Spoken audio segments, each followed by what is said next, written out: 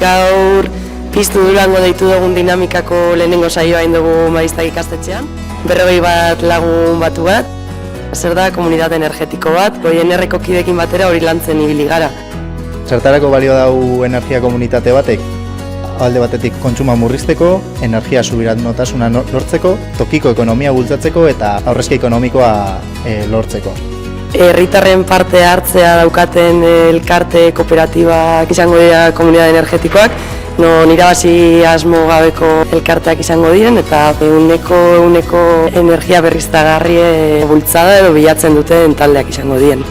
Gaur garatu dugu zen edo irudikatu dugu zen proiektuen artean aholkularitza bulego bat, energia berriztagarriaren sorkuntzarako ideia desberdinak eta mugikortasuna. Kotxe elektrikoak, mugikortasun partekatua eta garraio publikoaren sendotzea.